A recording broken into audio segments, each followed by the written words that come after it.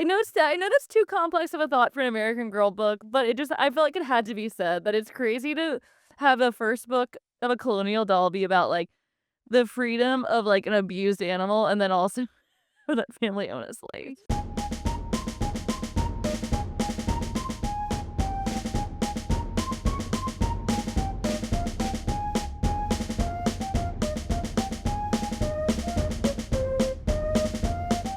Hello, hello.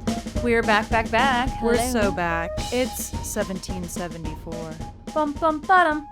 And the modern era girls are so over for now. We're done with the 20th century. We are back in the 18th century. And 'tis a wonderful time to be a girl. Here's the thing. Yeah. She might be the coolest one yet. Yeah, I knew you'd like her. Yeah, oh my god. I knew this was easiest read of my life. I was like, wow, what happens next? Just a book about a girl wooing a horse. And a boy. A girl.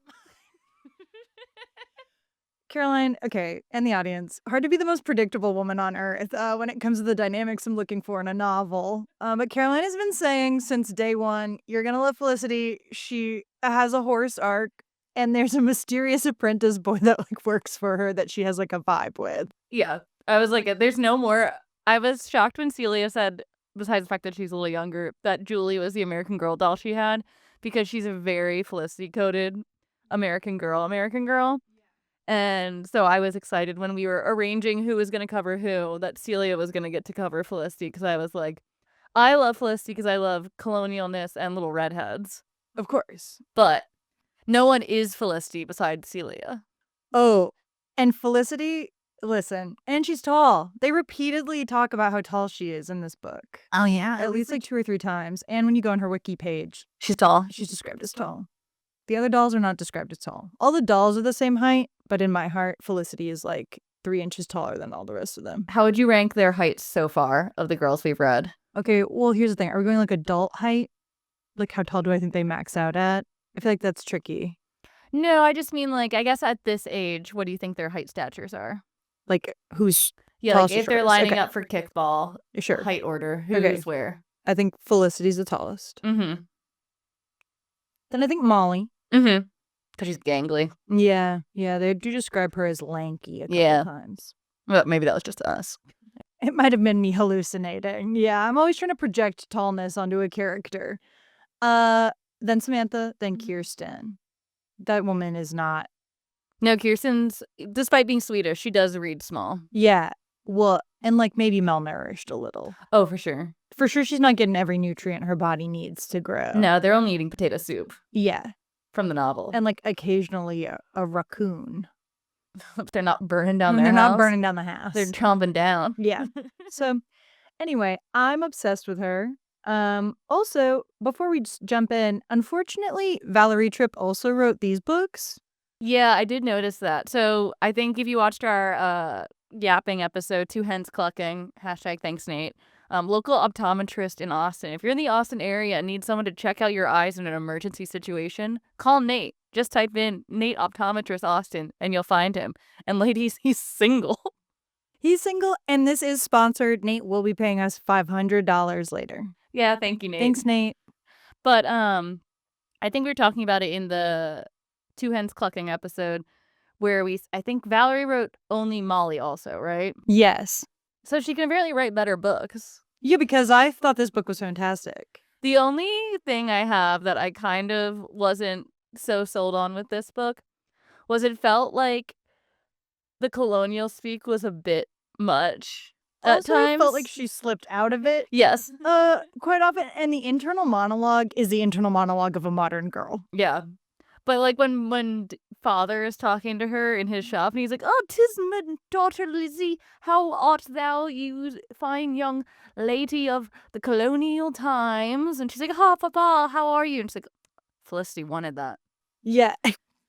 She's talking to Ben and he's like, "I don't think you should be doing that. Everyone's always like, I. And I'm like, I. Okay, enough." Oh, nay. You know, and then in nay. Then in Felicity's mind, she's like, "And then I slayed the house down." This guy served cunt. Yeah. Yes, this little like 10-year-old Colonial girl is saying cunt. It's crazy, you guys. Yeah, I guess it's a good book, You just guys. have to lock into these books. And maybe we're just, like, relieved after Molly.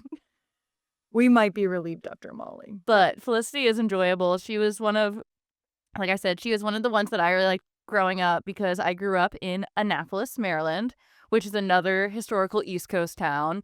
It looks not exactly like Colonial Williamsburg, and it's not a living history museum, obviously.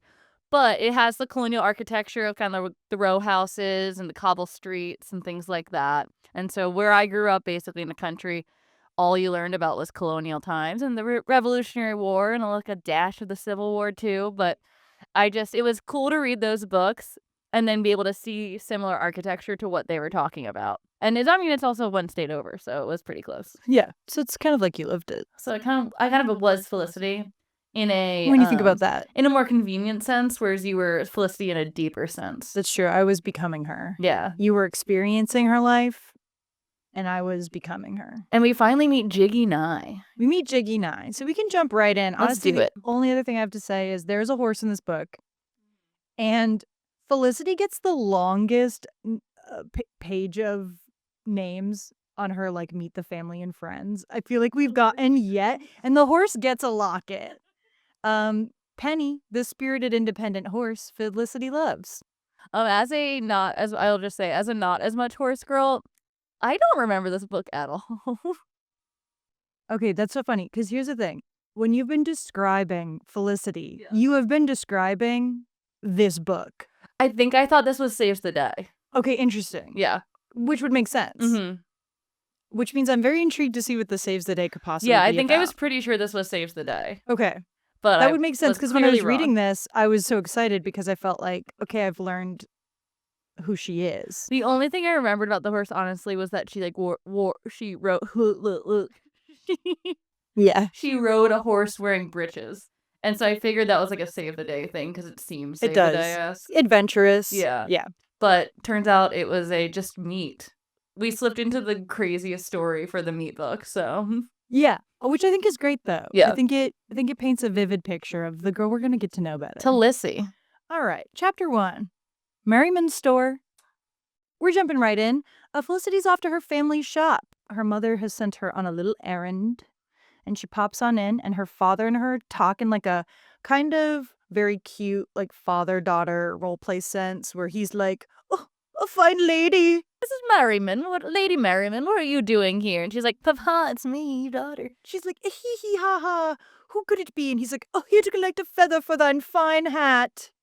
Which is like- triggering to Kirsten, whose Yeah. dad was like, you better not be looking at that bonnet. I was going to say, Kirsten's dad would be shown the fuck up by Felicity's father. I gotta do a ranking of best worst dads at some It's point. Felicity's father number fucking 1 Yeah. already. He's a baller in this book. I like him a lot. So anyway, they have like a little cute banter back and forth. She's just there for some ginger root that they're going to turn into a cake, which I got stuck on mentally for a little bit when I was reading it. Ginger cake? Yeah, like ginger root cake. Let's see.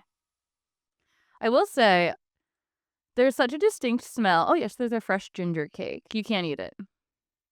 Yeah, cinnamon. Cinnamon. That sounds right. Molasses, cinnamon, baking soda, fresh ginger, and black pepper. Yeah. So it is like a Because tour de it's kinda- spices. okay, you know? yeah, It's that's kinda interesting. Like, we have spice for the first time. Let's throw it in. you know? Everything. And I will say, there's a distinct smell that I don't know if it is just this might just be crazy. Okay. But I grew up in a town like Colonial Williamsburg, modern day, if you must know. But all the buildings are still colonial, and they all have this smell of spice to them. Whether or not there's still a spice, like it's Yeah. spice and old and mold, which is kind of a good combo in like kind of fucked up way. No, I agree. But I do think it's kind of, when they talk about being in stores like this, I immediately know what they smell like. It smells like cloves and like cinnamon and yeah, like mold. Yeah. No, I honestly will say, when I was looking at the drawing, there's a drawing on page 3 of their shop, and it has like these barrels and these bags of probably like flour and all these tinctures and stuff on the wall. It was like my dream when I would go to like Strawberry Bank, which was the northern New England version of Colonial Williamsburg that I went to as a kid. And like, oh, my dream was to be like a shop owner. I was like, that's the dream. You get all the gossip, you get all the and then you run like a cute little shop and you order your wares. I know. So I guess one thing I wanted to ask is how much do we think like how wealthy are you as a shop owner in Colonial Williamsburg? Okay. Like a successful, he seems relatively successful. I am basing my answer exclusively off of the other doll, her best friend doll you told me about, Elizabeth, who I looked up. but they could also have the same nickname. Yes, which know. feels interesting. Lizzie and Lissy. Yeah, or Lissy and Bessie. Oh, see, that would be cute. That's cute. And her doll looks like she is dressed in finer clothing. I think she is, yeah. So my read is that they are probably solidly like upper middle because they can afford like to have an apprentice. Yeah, and a slave. Yeah. Okay. This is critical. You know, we can just jump into that really, really quickly. I address it more in my peek into the past notes. Because that's the only time they address it. They never acknowledge that Marcus, even in the like family breakdown, that Marcus, who they reference in this chapter, is not just a guy who helps in their stable in their store. He's a slave. He is their slave. And which we knew would happen. We knew this was coming, Yes. guys. But it is just like one itty bitty throwaway line in the looking back chapter. Yeah. And I was like, hey. And I have larger self-righteous thoughts that we'll get to later on about this. But yeah, she's Colonial. It's Virginia. They have one slave named Marcus. And yeah, they really don't address that he's a slave until the meet where they kind of are like, yeah, Marcus is a slave. Sorry, we didn't tell you. But yeah, this is history, guys. So, she gets the ginger. They move on. Felicity yearns for a job. In my outline, I write Felicity yearns for XYZ thing. That's because this girl is Yearn City. She is Yearn City. So first she wants a job. She used to help out Marcus in the storeroom unpacking things and running errands until they got that stinky, quiet apprentice boy, Ben. Yuck. He's 13. He's 13, so we hate him. Yeah, ugh, yucky boy. He's our apprentice, and since his arrival, there's been no need for a little lady to help out in the shop. So she has very, like, harumph feelings about him. Yeah, because an icky boy in your house all of a sudden. And he's really quiet. Like, he doesn't really talk to her. And she's a yapper. Oh, she's yap queen. One thing about me that I liked about her is how she just steamrolled over him. Oh, yeah. Won.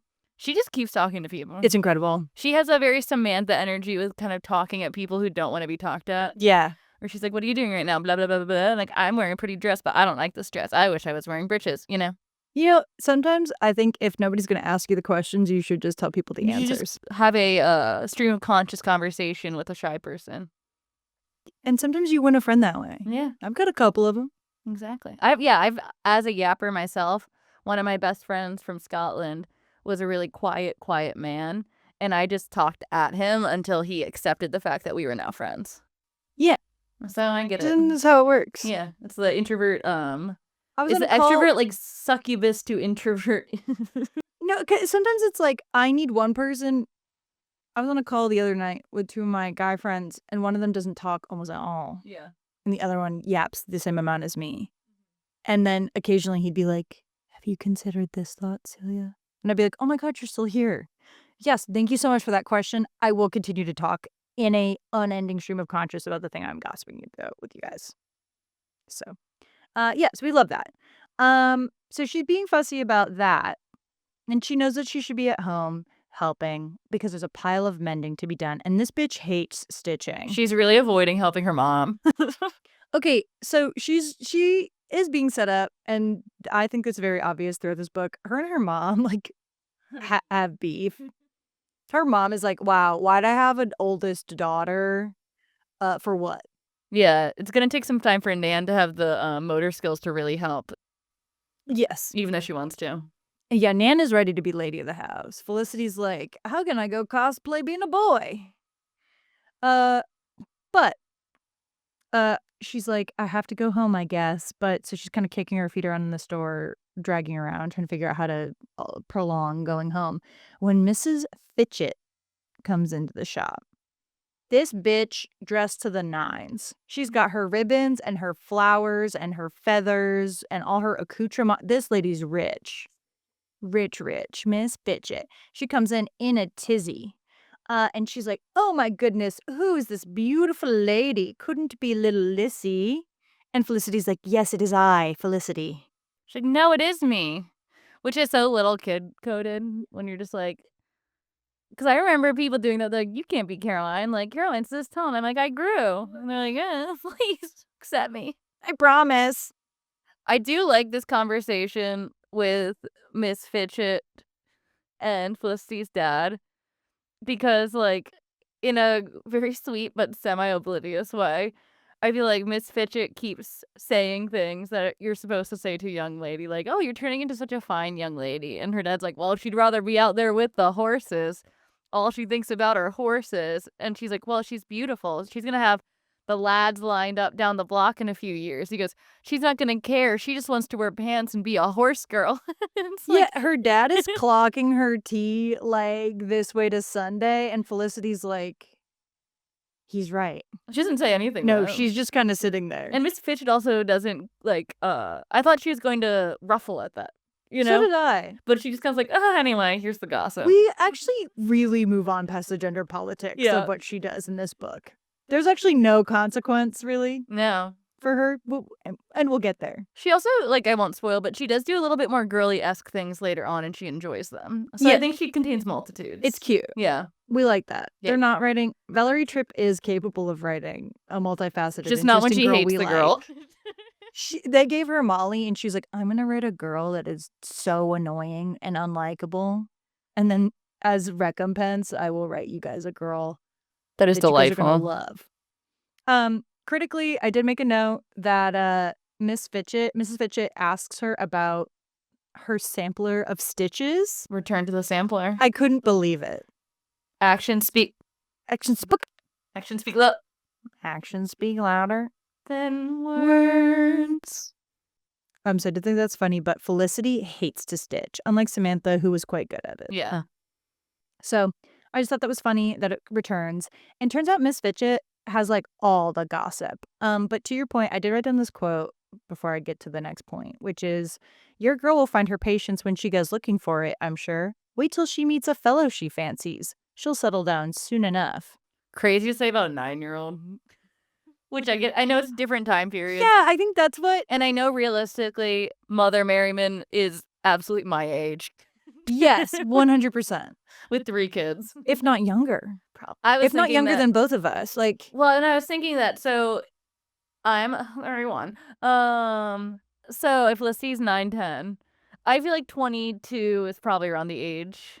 Like, she could have had her at 18, but I feel like 20 was kind of the age that people were having kids. So, yeah, she could be a few years younger than me, which is crazy because she looks like a mom. And she's 3. I'm just a girl. And she's 3 children. I know. So she's been pumping them out. What's the other one's name? Bob? William. And Nan. Yeah. Nan is a name. Nan's crazy. I don't know about that one. You want like your child cursing her to be old. No, you want your child to be like type A anal if you name them Nan. Yeah, that feels right. You know? And it seems like she already kind of Oh, yeah, she is. She lives up to her name. But so I do think it's funny, and I do think it's maybe a little bit why I think that the dynamic is cute between, like, Felicity and Ben. Like, it's never going to go anywhere deeper because it's a children's book. Till you read it. Yeah, not until I read it and they're adults. But I think, like, it would make sense, though, right? That her natural progression probably would be that, like, it literally says that apprentices would be set up to be very successful in their life after, like, studying and learning under somebody else. So, and he already has a little bit of money. He says it later in the book. So they could be a good prospect together. So apprenticeship is kind of slightly like indentured servitude. Yeah. I think, but less. He has more... You're like an au pair, kind of. Yeah. But for a different task than raising children. Yes, but it's very much the same. Well, it's very much the same. Yeah. You get room and board, and you get a small stipend. but you have to do. You have to work for that person. Yeah, You're everything that there they because of need. that person. Yeah, yeah. And then, like, I feed and clothe and bathe you, but And introduce you to my wonderfully wild daughter. yeah, who you're gonna be dazzled by. You're gonna marry one day. Yeah, and I agree. So Miss Fitchett, though, has a little bit of gossip after she asks for delivery of oats to her home. Felicity's dad is like, oh, yeah, I can send it out on an errand tomorrow because I need my boy, my apprentice, to go send off this, like, bit and some saddling over to Jiggy. My favorite name in the American Girl book series, Jiggy. Fucking nuts.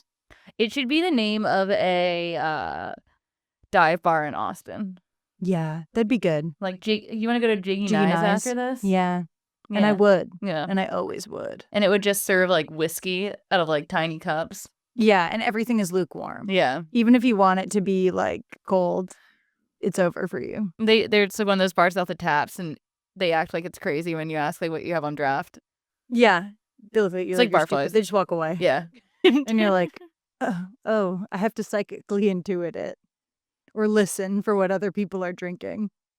But Miss Fitch is like, okay. And then she lowers her voice to a gossipy tone. And she's like, I know why that good-for-nothing wants a good, like, bit and saddle. Because he's got a brand new horse after he beat the last one he had to death. Insane. But basically, Felicity is eavesdropping. And the art is hilarious because it would be like if you and I were standing next to each other in the room and then a third one of our friends was just crouched on the floor, mouth agape. I know. If we had that third camera that you guys won't see. Yeah, it's like, and you should know this too. Yeah, it's very much. Basically, like, he's a cold-hearted scoundrel. He gambles. He's an alcoholic. He's messy. He loves rum. He's stinky. He has a bad temperament. Nobody likes him. But he does run the tannery, which is pretty critical for everybody. Oh, yeah. So you need tanned leathers back in the day. Unfortunately, he's important. So they hate him. But they need him. But they need him. So Felicity is just very distraught by this idea and horse obsessed. So she's like, well, I'm going to need to check this out. Yeah, she's like, I got to go see new horse in town. That's got Felicity written all over That's my business. So she's going to go see that horse. Chapter 2, Penny. Okay, so I immediately, I'm going to skip forward a little bit. The start of this chapter is a little boring. She's doing her lessons. Yeah. She's writing. She's doing different, like, papers and such. Mom is like, you always do things wrong. Yeah, her mom is scolding her. She's not good at lettering. She's not good at penmanship. She's not good at stitching. She's not good at paying attention. She's not good at finishing where she started. But she loves to, like, doodle horses all over the page. Yeah, her mom says at one point that her letters turn into horses. Which I do think is cute. And I said, Felicity, diagnosed ADHD queen, unable to finish her lessons without doodling horses on the page and getting distracted. Very Celia. Very relatable. All things I did when I was younger. I would draw, when I was in math class and didn't understand stuff, I would start drawing stuff on all of the edge of my pages. Yeah, you have to. Yeah, critically never happened in English or science or history, which I was good at. Yeah.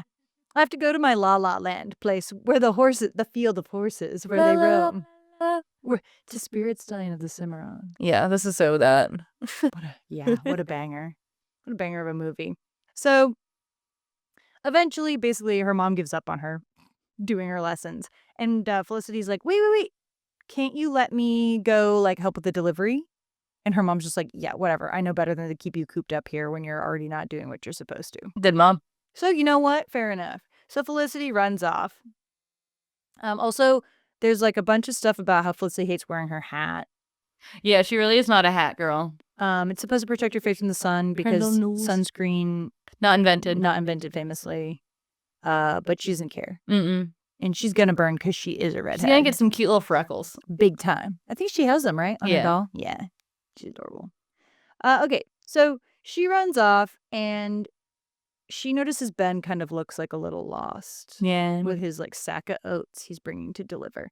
And she's like, hey, do you know where the Mrs. Fitchett's house is? And he's like, I'll find it.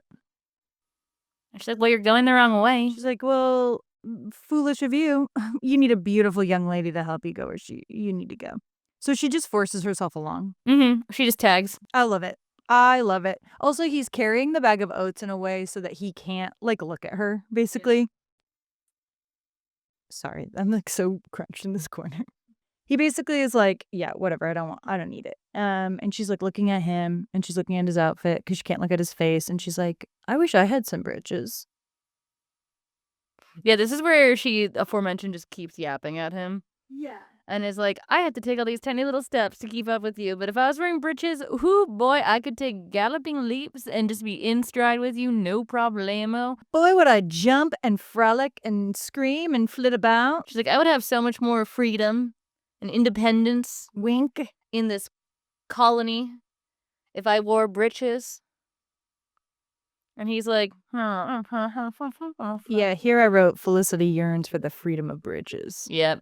She's a yearner. Yeah, so as Caroline said, she's lamenting the tragedies of womanhood and everything that, keeps her, like, locked up. And she's like, you don't have to work that hard. You can do whatever you want. And he's like, I can't do whatever I want. I'm an apprentice. And she's like, I bet you'd be less sad if you had friends. Yeah, so true. And basically, because she says this, though, her internal monologue is like, and then her external monologue, rather enough, she's like, are you happy here? And then she's like, because I know that all of your friends and your family are still in Yorktown, which isn't here, which is somewhere else. It's also a pivotal city in the battles of the Civil War. 1781. You think we won't get there. No, but it's up in the area where things were happening. I think it might play into, I think his location origin might play into things later on. Okay, I was wondering too, because when I was looking through all the Felicity books, there are also some Felicity mysteries, and one of them is about a traitor in the town. Feliciteries? My brain did the same thing that your mouth just did, but I fear if I say it out loud, it might sound bad. It's so hard. Felicitries. That's it. It's Felicitries. Yeah, okay. But it is cute. She does say, if I loved someone, I could never let him go away from me. Felicity, how true that might become. Foreshadowing. Me, I'm just making shit up in my brain. I knew she would do this too. Yeah, it's incredible. I already admitted you clocked me.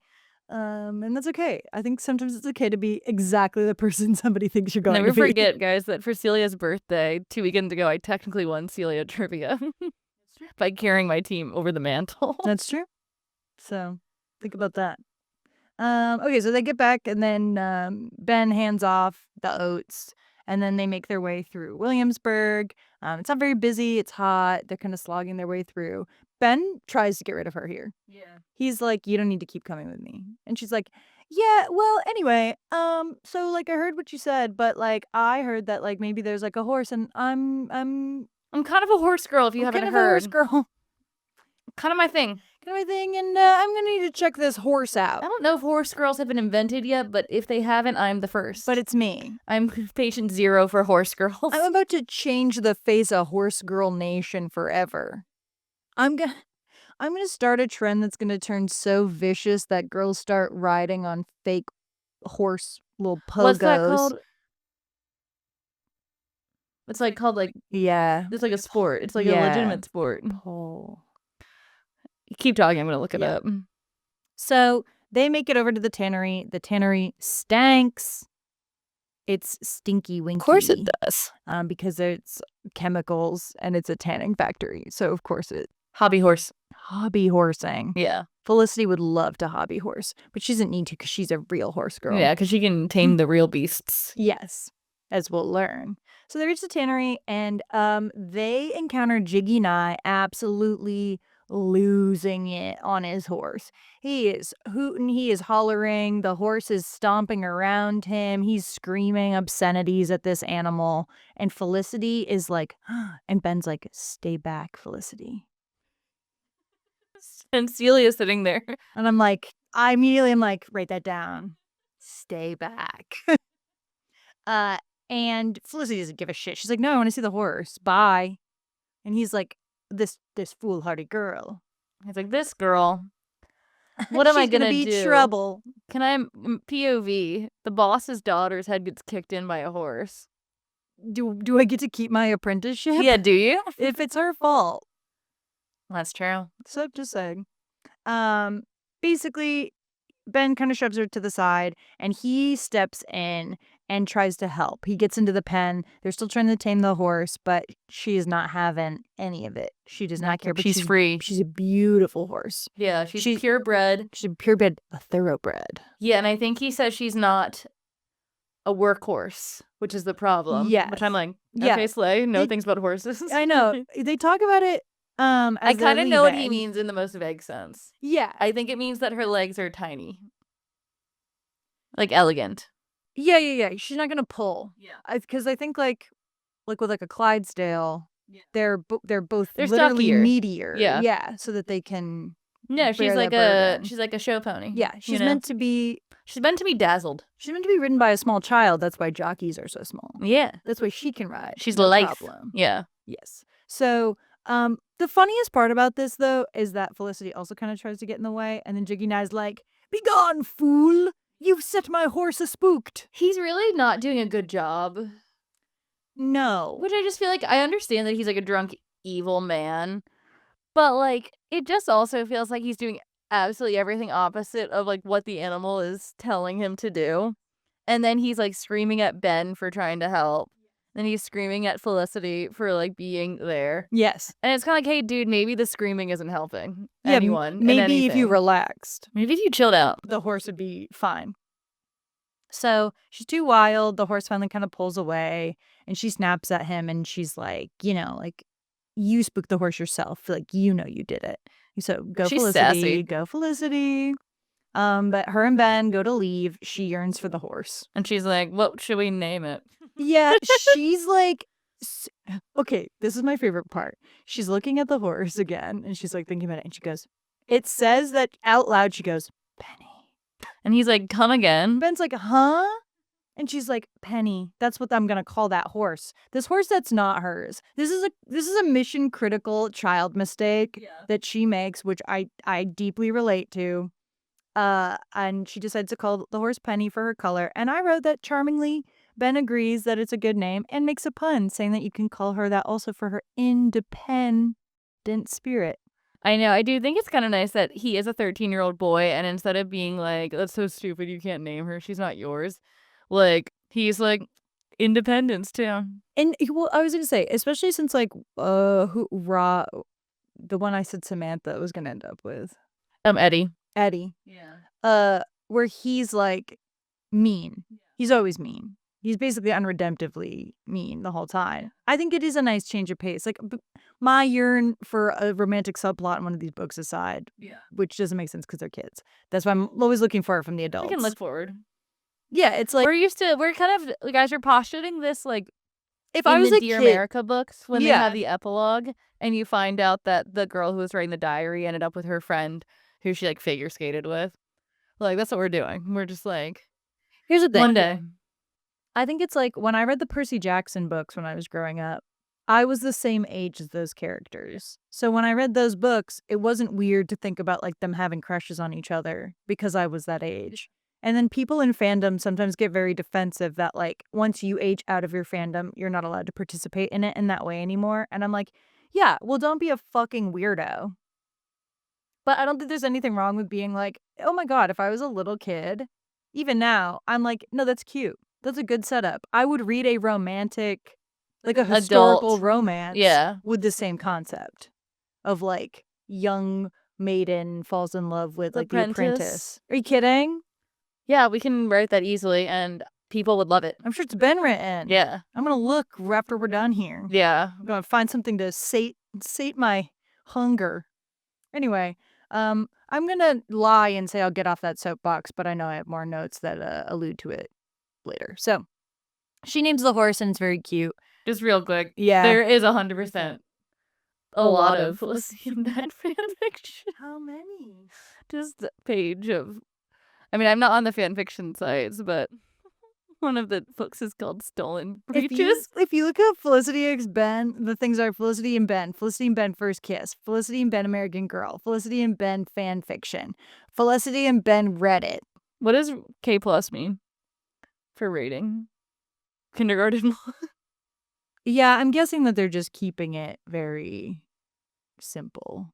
Anyway, I'm sorry for interrupting. We'll get to that in our yapping episode. We'll get to that. Chapter 3. Jiggy Nye's Threat. Bum bum bum. Bum bum bum.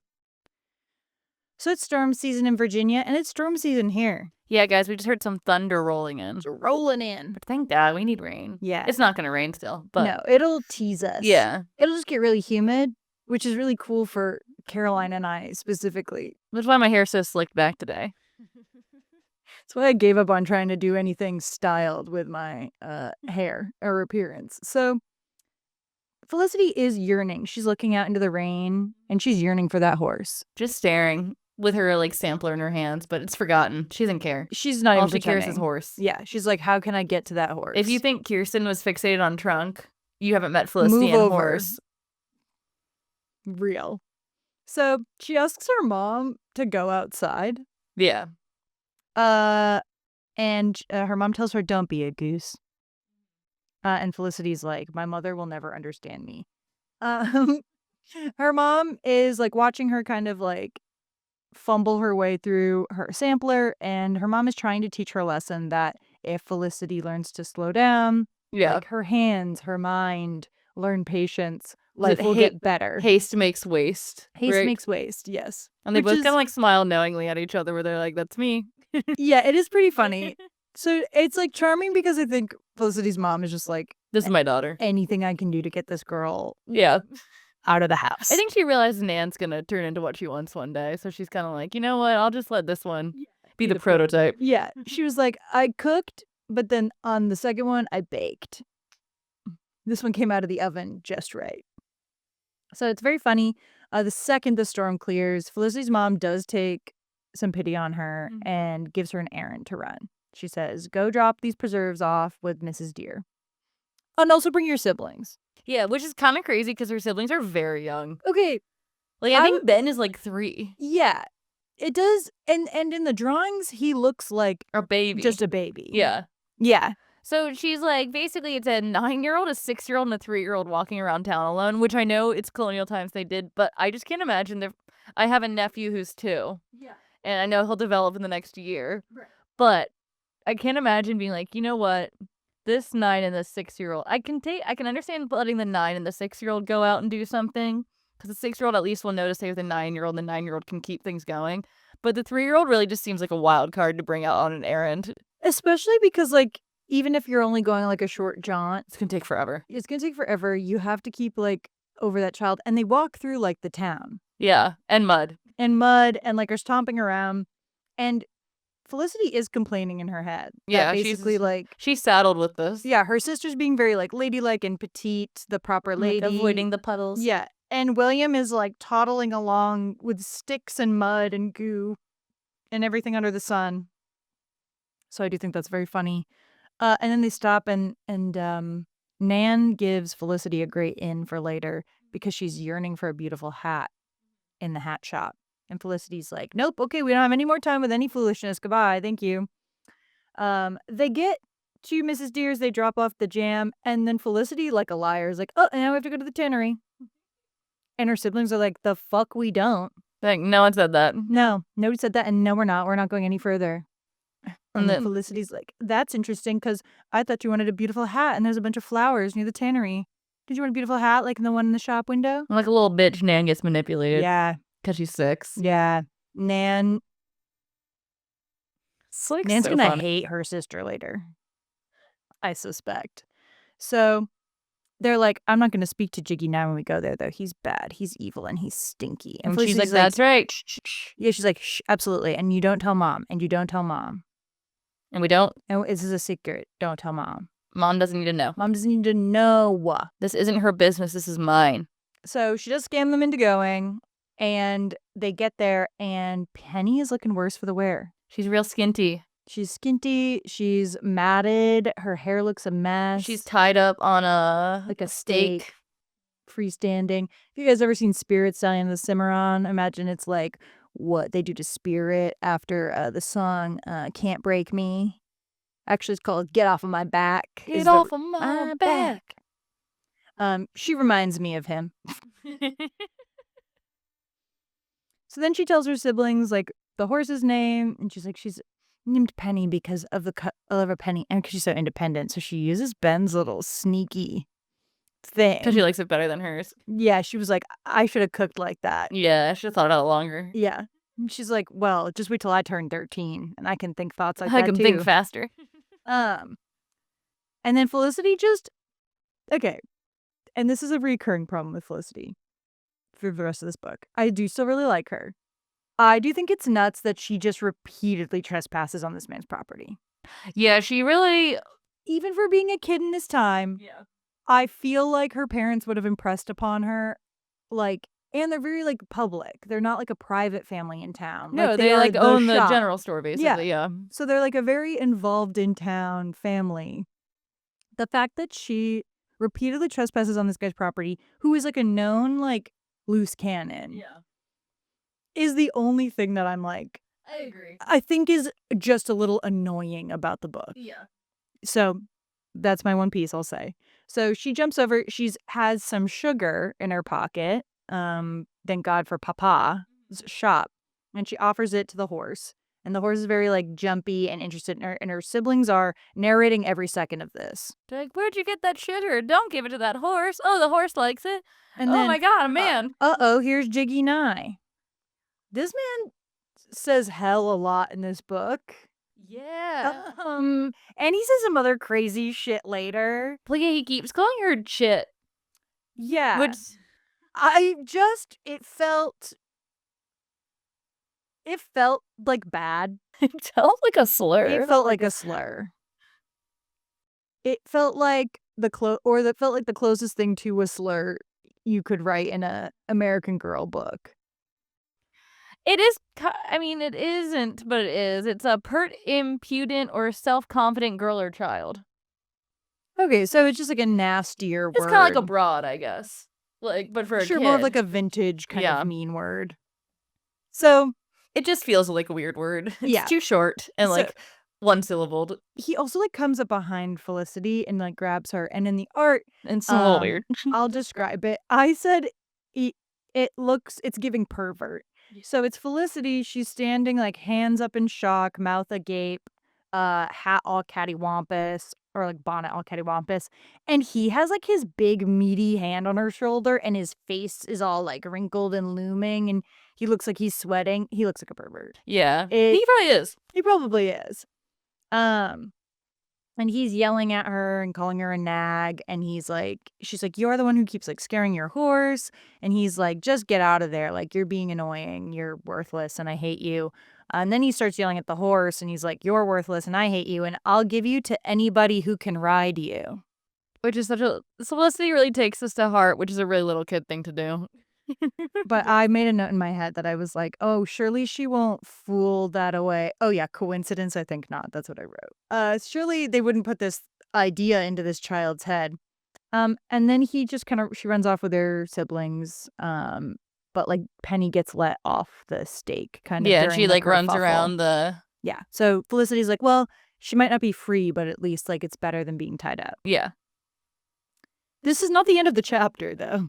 No, we get a little bit of a, like, and then what happened next? We get a little chapter divider. Yeah. Which feels fresh and new for Miss Valerie Valerie Tripp. had a lot to say. Okay, Valerie. She's cooking. Although she does actually fall into the classic Valerie Tripp thing of, I feel like we rehash the same thought for a couple chapters in the middle. Yeah.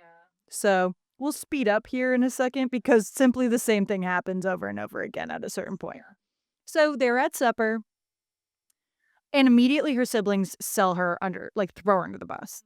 They're like, well, we went to Jiggy Nye's and there was a big mean man and there's a big mean horse and we didn't want to go, but Felicity tricked us and there we were. And everybody's like, hello? What? What the fuck? And everyone at the table, though, I actually liked this. I liked that even though people are like, Felicity, stop going places we keep telling you not to go, that at least her family is pretty receptive all to the idea, though, that like it's not totally unfair for her to be interested in the horse and that everybody agrees that the horse like is in bad care. Okay, but then this is my one, my Caroline social justice warrior moment of the book.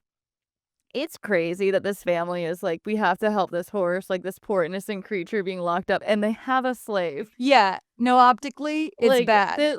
From this point on the book, I just couldn't stop thinking slightly about the fact that like they are like having this like passion plea to like save this horse from a horrible life of like abuse and like servitude and like work, and that this horse needs to be free and that this is the right thing to do. And Felicity is so noble for like seeing this. And they have a slave, and I know that's probably happened a lot, but I just picture Marcus in the background of this scene, like, cleaning plates, being like, "Fuck these people," Yeah, you no. know? I agree with you. I do think I know it's that's too complex of a thought for an American Girl book, but I felt like it had to be said that it's crazy to have the first book of a colonial doll be about, like, the freedom of, like, an abused animal, and then also for that family own a I slave. guess critically too, and I only learned this because I was looking up Felicity and Ben fanfiction. Also knowing then that there's plantation in their history, you could actually alleviate some of this specific plot by not having them own a slave.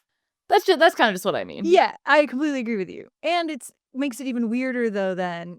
Honestly, it might be even more intentional then that they don't outline in this book that that's who he is Yeah. until the very end, and how many kids are realistically Reading the actually, like, Pekin only reading the me. Yeah, but right, like, for every you, Yeah. there's, like, 10 kids who are just like, "The book is over." No, it's the same people who don't watch the HBO after the show. Which I don't understand. Those are the most I interesting know, they parts. tell you everything that, like, you are confused Yes, about. and then they'll be like, "And then that was that, and then here's how we did this." Yeah, Anyway, whatever. a nerd alert. But Felicity does end up giving sort of, like, an impassioned speech where she's like, like, he said that he'd give her to anybody, like, who can ride her, and, like, I would tame her, and I would teach her, and I would do everything to take care of her, and Ben is kinda moved by this. I just wrote Ben looked up. Yeah, that was a If you're a moment. fanfiction girl, Ben looked up. Ben looked That's up, all you gotta know. and that's when everything changed. Um, but basically her mom, like, sighs, and she's like, "Put that horse out of your fucking head. The horse is not gonna be yours. You're not taking the horse home. You're not freeing the horse. The horse is over, party. Hey, Felicity, the horse is over." Look at me, horse, Felicity is no like, more. "La, la, la, la, horse, ha, la, la, horse." She's playing the Spirits Dying of the Cimarron soundtrack in her She's head. writing it right now. She's gonna send it into the future to Bryan Adams' brain. So, that's the end of that chapter. Chapter 4, Ben's Promise. So that night, Felicity sneaks away. Yeah, I mean, it is obviously colonial times, but it's crazy how much this girl just has to run of the town. It's colonial times, but I guess I just feel like is there not, and maybe in Williamsburg, you might know this better than and I will say I didn't do any research on this. Is there no threat of, like, danger, like, with soldiers or anything like that at Not this point in yet. time? Not No. yet. Okay, great. So there's That at was this point, I think they get into it a little bit more in the next book, but there's rumblings rumblings, okay. of war and Yeah. stuff, but we're not like the war starts, I think, around 1776. So there's unrest in the colonies, Right. but for all intents and purposes, all is well. Okay. There's disagreements, and there's Well, a that's little bit because of Virginia is the half the size of our current East Coast country right yeah, now exactly. in terms of property. And yeah, and I think I think it's just run the mill stuff, and Williamsburg isn't enough of a populated area, and it's been settled long enough that they probably aren't worried at this point in history. They aren't worried about like Native American tribes coming in, Sure. like, and she's a little girl who doesn't care. Yeah. Ultimately, Yeah. And ain't that the truth? But yeah, there was a moment where I was like, time to brush up on my history. One. No, I think and then two, I was like, it just seemed. I think soldier presence starts around the Boston Tea Party, which I think should be coming up soon, but hasn't happened yet. So I think that's kind of when Britain was like, all right, we need to lock it down a little bit more. We're letting them do too much crazy stuff. When you said her friend has it already did happen, but okay. yeah.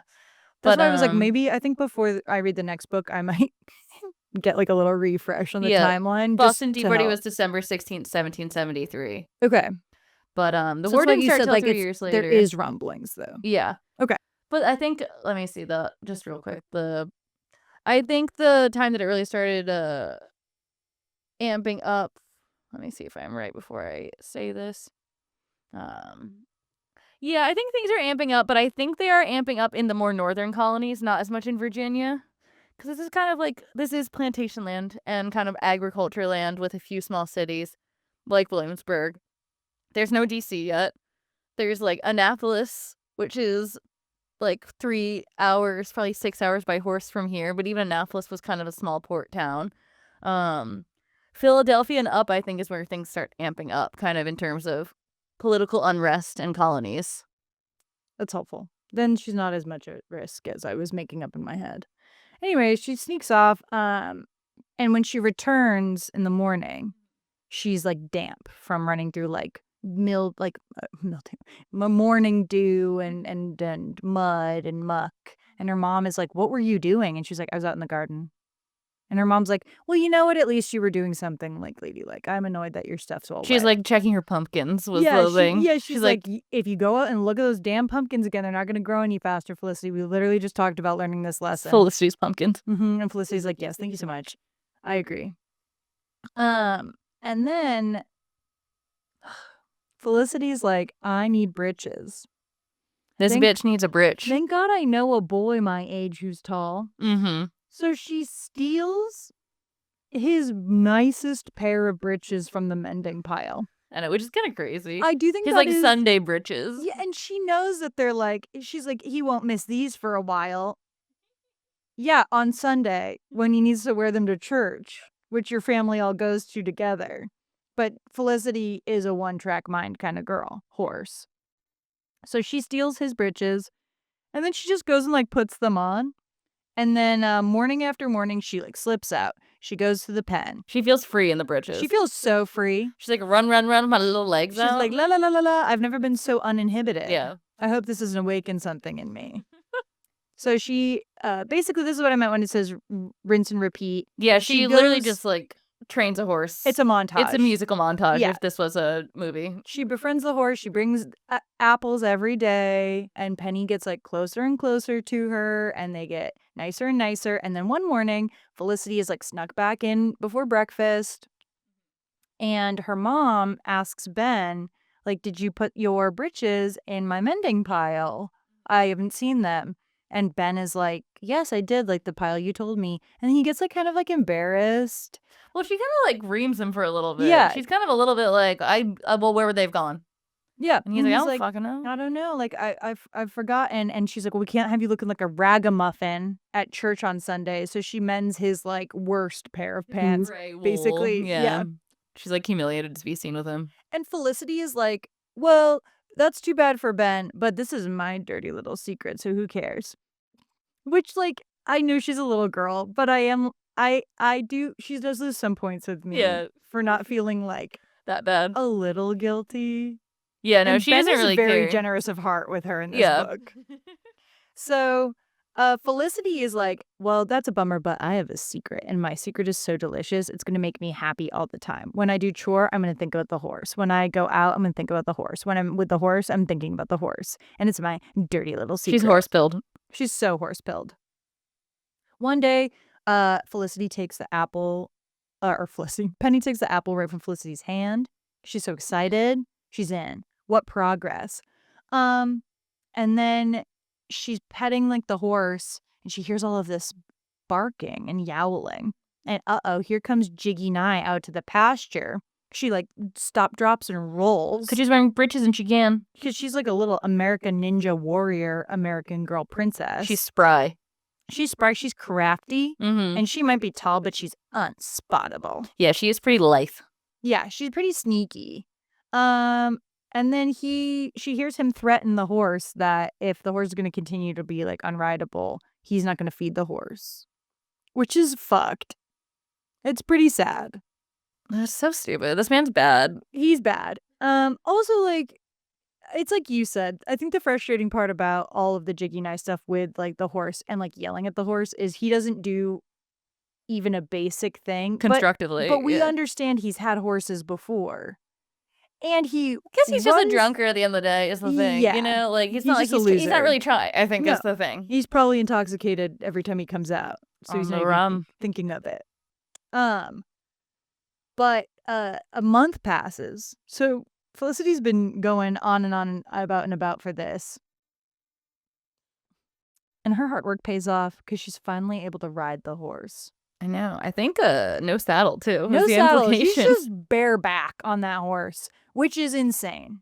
Yeah, I can't imagine. And let alone bareback. As a child with no saddle, with no, like, this horse has no training. Yeah. This horse is presumably not even really broken in. Like, it's a nice horse that you're supposed to be able to ride. based off everything we understand about Penny. But Felicity is like, I love you, Penny. Don't you know how much I love you? I love you, horse. You're my horse. I love you. You're my best friend. She runs and she jumps, and every morning, like, Penny does something new. So rinse and repeat, lots of riding around. Then Felicity runs home, like, overjoyed one day, and she's folding up, not her britches critically, but the one she stole from the boy who works for her family, and Ben catches her. And the art here is funny too. The art is very funny. Because he's like, what? And she's like, whoa. She's got it, like, clutched to her chest like she's Mulan in the tent after the Huns attack, and she gets found out for being a woman. And he's like, what do you have there? And he was like, you have my best Sunday britches? Like, damn, like, what the hell? Here I am being humiliated by your fucking mom, and you've been hiding them all along. And she's like, and he like rips them out of her hand. And he's like, they're wet and they're covered with mud. And he smells them and they're like, oh, stinky. They smell like horse. She's like, well, I've been learning to ride a horse with them. And he's like, oh, really? And then she's like, I'm visiting Penny. And he's like, oh, what? okay, Penny. Yeah. Okay. Yeah. Okay, he starts to turn his tune way too fast, in my opinion. And look, I'm all for it. But she's like, she was afraid at first, but now she trusts me, and it's so magical, and you wouldn't understand, and please don't take this away from me. I'll be really upset. And he's like, how long have you been going? And she's like, a month. And he's like, what? He's impressed. He's like, okay, I guess. And then he's like, well, how long can you keep doing this? Like, eventually you're going to get caught. And she's like, well, I heard Jiggy say that if somebody can ride her, they can have her. So I'm going to do that. And Ben's kind of like, do you really believe that he means that? And Felicity basically covers hers and is like, la la la la la la. Nobody's ever said that to me before, and I'm not going to listen. And she's like, and he's like, well, you better do it fast and soon. And she's like, I will. I can't hurry her, though, because I have to be patient. So she's actually learning the lesson her mom wanted her to learn all along. And that Miss Fitcher said she would learn, but it's a horse, not a boy. But it's also a boy a little bit. But it's also a boy. She's getting a 2-for-1 lesson. Yeah, she is. She's going her own way, and she's winning. And then Felicity's like, well, do you want your pants back? And he's like, fuck no. Not the way they smell like stank horse right now. But he kind of changes his tune. He's like, no, you need them more than me right now. And like, I'll keep your secret for as long as you need me to. Which is very cute. And then at breakfast, okay, this is my favorite line. Sharing Felicity's secret seemed to change Ben. They're like buddies now. Yeah, it's fun having a secret with a friend. It's so cute. So yes, sharing the secret allows them to get like a little bit closer together. He becomes less shy. And also he like craftily redirects her mom's suspicions about where the pants are away from her and from him for a while. And he's like, oh, I completely forgot. Like Miss Merriman, like I lent them to my friend. So I'm sorry. And she's like, you lent them to your friend? And he's like, he needed them more than me. Wink. Wink. And then Felicity gets giggly that Ben like sees her as a friend. Yeah, she's won the introvert extrovert battle. She's like, okay, friend. Yeah. And that's the end of that chapter. Chapter 5, Independence. Can I start with something? Of course. So we'll get right into it. She's like grooming Penny, right? And I also thought it was so funny that she also dressed up herself. Yes. She like this is like her big like coup de grace for Penny. And so she's like brushing her and she like puts on her nicest like coral necklace. And I'm like, this is so like 9-year-old coded. She's like, here we go. To be like, this is the most important thing I'll ever do, so I gotta dress up too. Also, she's been riding Penny not in a dress, which I think is really bold of her to decide that the day she's gonna commit theft. This is so great. This is the most Delulu she's ever been. Also, later, Ben says to her, like, the punishment for stealing a horse is hanging. She literally steals the horse in this sequence. It's not even related. Like, when he's like, the punishment is hanging, she steals the horse before he says that to her. I know, but I think if you steal a horse in such a crazy way that you get like a warning. I feel like you can't even... when you walk through town with said horse, like it's yours. Yeah. So she is so excited. They look fabulous. She just rides the fucking horse into town. Yeah. Hello? And everybody's like, who's that girl? Who's that beautiful girl riding in that beautiful horse? Oh my, oh my. And everybody's so dazzled. And then She rides it all the way home, and her mom is like, "Where the fuck did you get that horse?" And Ben is like, immediately also kind of sells her out. I mean, I know it would have come to light, but Ben's like, "The horse from the tannery? Oh my! How did this happen?" And she's like, "That's all right. This is Penny, and this is my horse." Basically. And everyone's like, No, it's "So, not actually. okay, so no, okay, so we're confused. So it's not your horse, it's Jiggy and I's horse from the tannery, and you took the horse from the tannery. Why did you do that?" She's like, "'Cause I can ride it. "'Cause I can ride it." And you don't understand, but this was a pact that I made with myself and a man who wasn't knowing that I was listening to him talk." Yeah, you didn't know this, but I live in a land of delusion, and you guys live in real world, and I don't live there, so the rules don't apply to me. Yeah, this is fine. This makes sense. And this is fine. So, obviously, it wasn't that easy as her riding the horse away. Um, so she tells her parents, and her dad's like, "Well, you're gonna have to bring the horse back." And she's like, "No, It's my horse. this is my horse." And he's like, "No," and she's like, and then it starts to She's like, click. "You don't understand. This is." Oh, wait a second. Oh, well, she's like, "No, I can ride her. She's mine." And her dad's like, "No, you have to take her back." And she's like, it starts to click. She starts to shift, and she's like, she's going through the 5 stages of grief. She starts bargaining. She's like, "No, we can buy the horse, though. You could buy the horse, Dad. You could buy the horse. You could buy the horse for me. It's my horse." And he's like, "Even if I like offer," and she's like, "No, no, the horse is mine."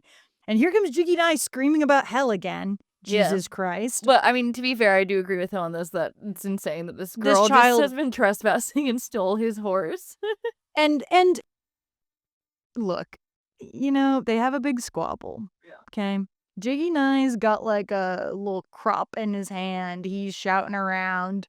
And she says, "You said anyone who could ride the horse could have it." And her siblings back her up. Nan is like, I heard it. Nah, nah, nah, nah, Yeah, but nah, they're nah." 6 and 3.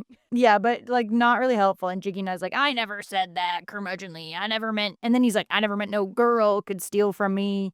And then her dad tries to like be peacekeeper. He's like, "No, I'm so sorry. Like my foolish daughter, like just misunderstood what you said. Like didn't understand that it wasn't like a gentleman's like agreement. Yeah. I apologize for her." He's trying to soothe it. Well, this is also real quick why I think her family is kind of well-to-do, because I feel like if they were anywhere below in stature, this would not be okay. I think you would have just hit her off the horse. Yeah. 100%. Yeah. I 100% think like, yes. I think they're pretty well off in the town. And at least like you have to keep good favor with them if you want anything. Yeah. Right? Like as the merchants. Yeah.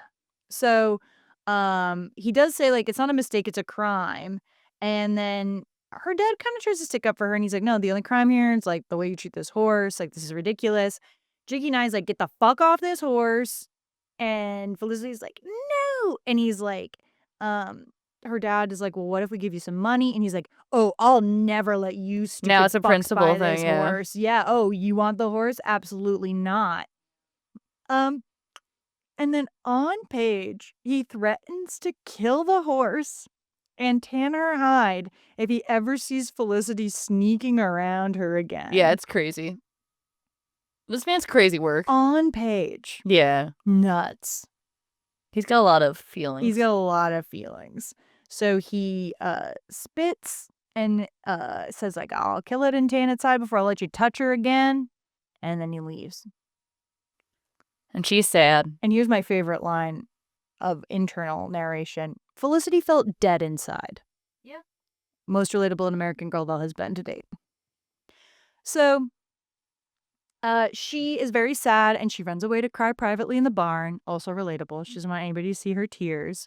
And after a little while, her dad comes and finds her, and she's like snuggled up with one of their other horses. Who she doesn't like as much. She doesn't like as much, but it'll do for now. Has some horsey smell. And her dad comes and is like, "Are you done crying?" And she's kind of like nods her head.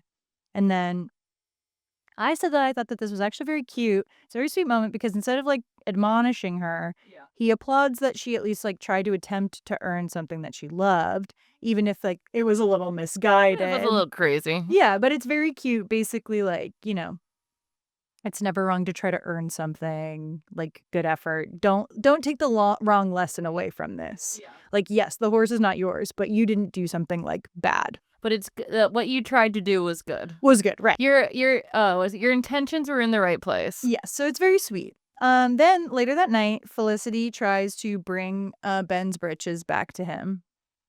And he's like, well, I have a little bit of money. What if we tried? And I was like, okay, King. He's a real one, Ben. Ride or die. Yeah, he's like... We love Ben. Ben's going to take good care of her when they're older. He's undercover being just a real one for a lady. He's a feminist. He doesn't even know the word yet. Exactly. He's inventing feminism now. Just like she's inventing horse girl. Horse Ben's girl inventing feminism. It was invented by a man. That's tough. I said, I'm the president of Ben's fan club. She does politely decline his offer. And basically, like, she's like, he's gonna kill her, and he's like, I know, I'm afraid that's what's gonna happen. And she's like, we've got to save her. Like, what can we do? What can we do? And Ben is like, honestly, she'd be better off running around in the woods. And then they share a knowing look. And he's like, maybe you need to keep these for like one more night. And she takes the britches back. I just got chills. Yeah. And then here's another chapter divider because this chapter's not fucking over This yet. is a long book, I will say. It is a long book. I was reading it hungover yesterday, sideways on my couch. I was like, oh my God, more horse stuff. This book is still happening.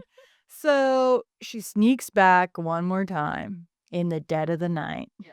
And she goes to the field and she's ready. And she says goodbye to her beautiful horse.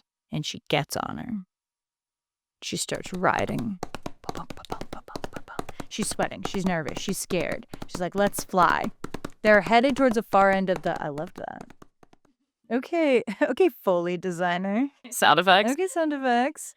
They're galloping, and she sees like the edge of the pasture, and she's like, fucking A, we're not gonna make that jump. Like He fixed the fence. He fixed the fence. She's not gonna make it. Whoosh, soars right over. Magic horse. Incredible. With the power of Felicity's belief, Penny was able to soar over the fence. And love. But she immediately falls off the horse. I thought it was on purpose. Oh, okay. It was hard. She went into a controlled slide. I think so. Okay. Which is the most insane thing I think this book implies is basically like Penny makes the jump and Felicity like rolls down and like hits the ground and kind of shakes it off. She's like a stunt man. Yeah, 100%. She somehow seamlessly lands one of the scariest things you can do, which is dismounting a moving animal. And she's like, goodbye, Penny. And then she kind of like curls up like off to the side and is like, waits and makes sure that Penny's not going to come back. Penny doesn't. Penny does not give a shit. Penny's like, yeah, thanks, homegirl. Peace and love. Bustles off into the forest. And then she like brushes herself off and walks home. And then she goes right back to Ben. Yeah. Love Ben. And she's like, we did it, Ben.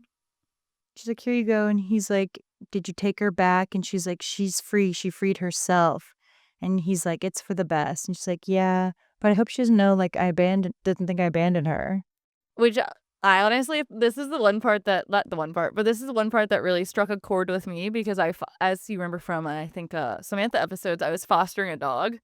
And whenever I give up the foster dogs, like, my thought is, like, do they think I'm abandoning them?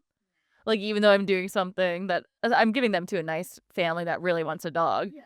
But my thought is always never like, oh, it does turn into that, but I'm so sad that this dog is leaving because I love them all. But my first thought is always like, is this dog going to think that I'm just another person who didn't want it? So I really did appreciate that line of thought because I felt that.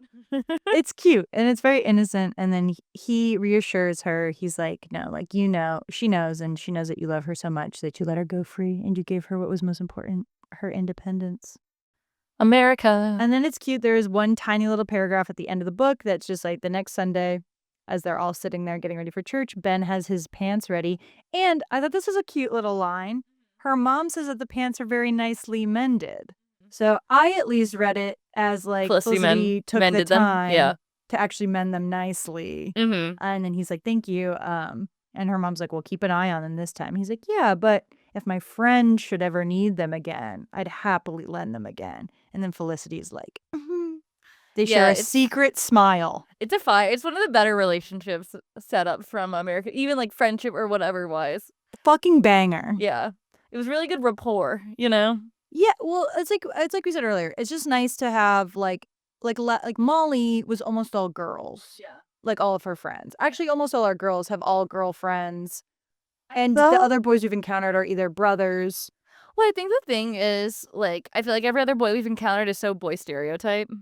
Yeah. Whereas, like, haha, worms and germs and snakes and puppy dog tails.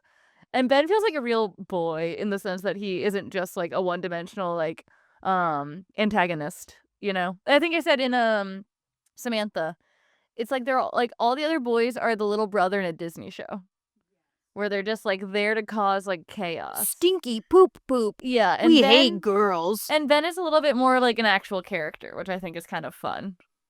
I agree. So the Peek into the Past Big and fast. kind of covers a lot of stuff. Yeah. So I'll just kind of give you guys the high level. I actually thought the most interesting fact, I didn't know how big the actual colony of Virginia was at the time. It was So- West Virginia. I know, it was crazy. So it shows like a portion of the map, and it's like a huge chunk. There's part of like all the Great Lakes are included in it. Little Michigan, some Ohio, the edge of like Ohio. It's a huge area.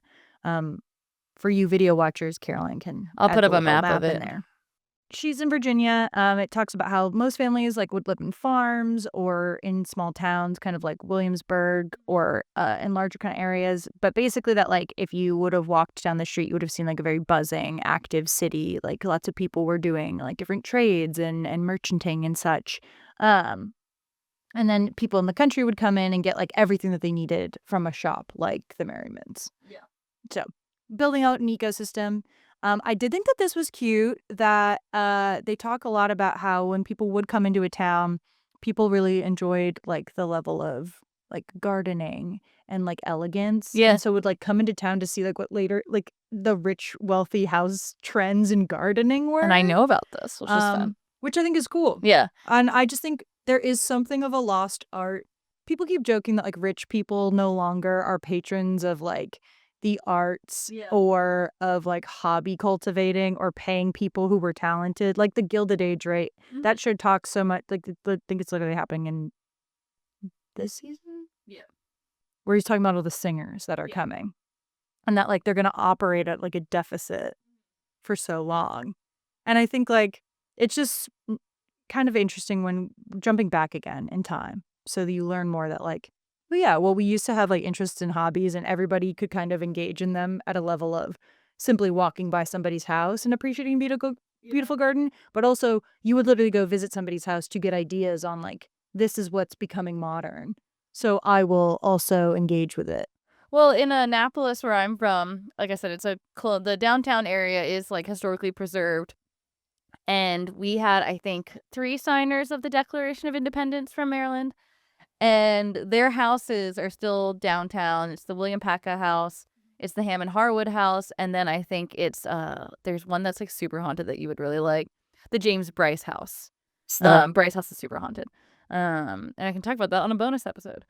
But the Paca house in particular, and also the Hammond Harwood house, but the Hammond Harwood house is now a museum, like a historical museum.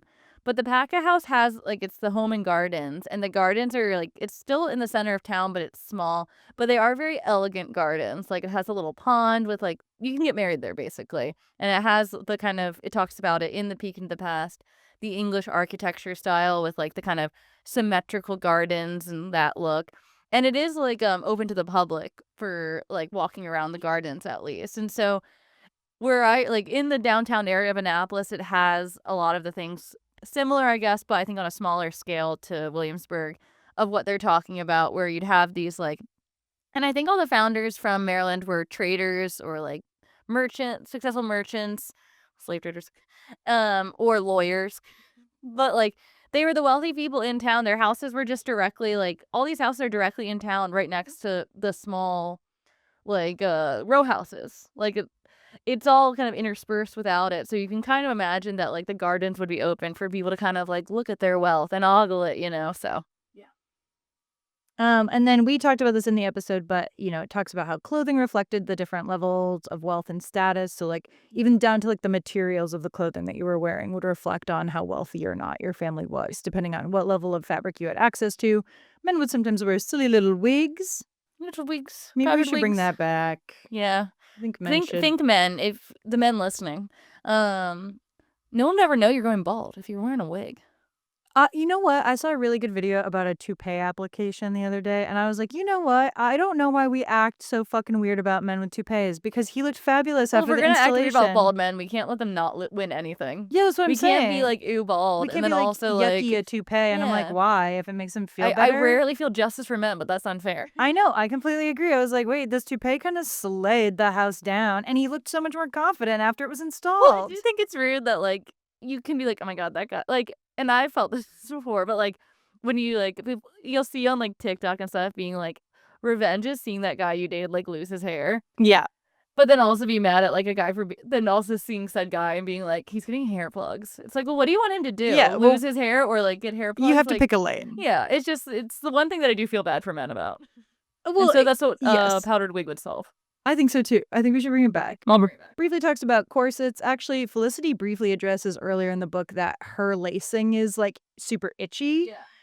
And here's the thing: as somebody who is constantly aware of my failing posture, I do miss the appeal, or I recognize the appeal rather Of having a corset. Like I just like a posture keeping you straight. corrector. And I know that there were other things wrong with corsets and such, but sometimes I am like, oh, I think we should bring it back more. So, anyway, I just thought it was cute. I mean, and talks at the end about how you can still visit a place like Colonial Williamsburg Or Annapolis, Maryland. Maryland. But yeah, every school trip I went on growing up, every year you would have to go to Colonial Williamsburg, it felt like. Or any sort of just like, what do we do with these kids? If you're Let in 'em that run vicinity, free. is let's just go to Colonial Williamsburg. Get them in there. I remember we went with my cousins once in like mid-July, and it was so hot, and all the reenactors looked like they were going to die. Yeah. And I really did. Even as a child, I was like, You're like, that's tough. Seems like a tough time to wear 6 layers. Yeah, you can't win them all. So closing thoughts, mine are, I obviously really enjoyed this book. I thought it was a good story, a little bittersweet in the end. You know, she doesn't get to keep the horse, but I felt like that was more realistic than the horse ending up with her Yeah. and her family, at least for now. Maybe the horse will come back. Yeah, do you think the horse is going to come back? No. No. I don't remember. I said curious if here's the thing, maybe because people love a merchandising opportunity. Yeah. So I feel like they sell the horse. They do sell the horse. Yeah. So I guess I feel like maybe we'll get like a mention later. It'll be like the way Marta like appeared like 2 more times, but like just in like a weird passing mention. And I said obviously I already like Felicity and her dynamic with Ben. I'm just excited. I know that she gets like a cute little girlfriend later. So I'm Elizabeth. excited to meet her. Yeah, her family's loyalist. I know you've told me that. So I think I'm excited that this book basically covered everything you'd already pre-told me about Felicity. Yeah, because now we don't know. Yeah, because now I don't remember what's happening. Because now I feel like we can both go in, and me especially, because like I've said repeatedly, I really didn't read most of these girls' books. I just knew loose things about them. So I'm excited to learn more about her. Also, dazzled Valerie Tripp, minus the little bit of repetition on the horse shit. Yeah, she's won us over. You won us over. You won us over, Valerie. Caroline, your thoughts? I liked Felicity. I'm not a horse girl, and Celia and I've had many a fight over the movie Spirit Stallion of the Cimarron, because when I saw it in theaters, I thought it was the most boring thing I'd ever seen, and apparently that was not a universal experience. So this was a little horse heavy for me, especially the chapter that was literally just like taming the horse. That one I was like, Jesus Christ, are we still doing this horse thing? On repeat. But I do like Felicity and her headstrongness. I feel like we've just been talking about it throughout the episodes, and again, I think it's refreshing with these books that all the girls have different personalities, especially for kids' books. Like, and I do think Valerie did a very good job at the beginning of establishing who Felicity was. Like, she isn't Samantha or Kirsten or Molly, you know, and isn't just, we said, I think in the end of Molly, or maybe in the last kind of discussion episode, they could have very easily done like, insert same exact girl into different historical periods, because it is for 9-year-olds. But I do like that they're like, all right, I want this girl to be a little bit more like spunky. You know, she's spunky. Yeah. Well, I was going to say, I think I like that she wasn't just, and I think maybe this is just me thinking about like period pieces typically, I like that Felicity wasn't written as like a stuffy, like wealthy, like rich girl. Like a Samantha 2.0. And not that Samantha was really stuffy either, but she, had her tendencies. No, but I think, and I don't remember if this is true or not, but I think the reason she's written as, like we said, upper middle class or middle class, especially in relation to a merchant store, is a lot of things that got fucked up for people were tea sales, tariffs, things on goods. And so it's going to be an impetus for her dad to feel some type of way about the British monarchy if they're putting tariffs on everything. Do you guys know that one of the reasons we started the Revolutionary War was tariffs? I fear most of you guys don't. Maybe not. Well, I think our listeners do. I think you guys do. If you're still listening after after all Kirsten, this, Samantha, and Molly, then you know if that you made it this far. You know that things are going to get ratcheted up the closer we get to political hotness in these books. But no, I think overall, I think Felicity, I remember her being fun. I remember really liking her. And overall, this book did confirm that I wasn't just because I liked Kirsten as a kid and she was kind of boring as an adult. But yeah, I think I just thought the concept of immigration was cool. So I like Felicity. I'm excited to read the next one. I know the next one is really fun. Okay. I think the next one is the only one that I also really remember because she gets to have tea. And I can talk to you guys then about the fact that I worked in a Colonial tea room for a year. Slay. We'll look forward to it then. Send this to your favorite person who you buy stuff from. Send this to your favorite horse girl. Send this to somebody you want to go to Colonial Williamsburg with. Send this to your little sister who is more proper than you. Send this to your baby brother who's going to poke around in the mud. And send this to that old town alcoholic who is beating his horses. This might be the thing that changes him. And send this to the boy that you have a crush on. Oh my God, especially if he looks like a fucking little pioneer guy. Yeah. You guys look up Shailene Woodley and this guy in that movie because little kid me would have been all the fuck over that. Is he like Peter Pan? He looks dreamy. You know, like the Peter Pan movie? No. Well, which one? The one that with Jason Isaacs as Captain Hook? No. Oh my God, that is that boy, and that is the ground zero of girl crush. For you? For anyone. I'll show you. I don't know. I've never seen this man. Okay, I'll show you. Okay, we'll discuss. All right, until next time, guys. Bye.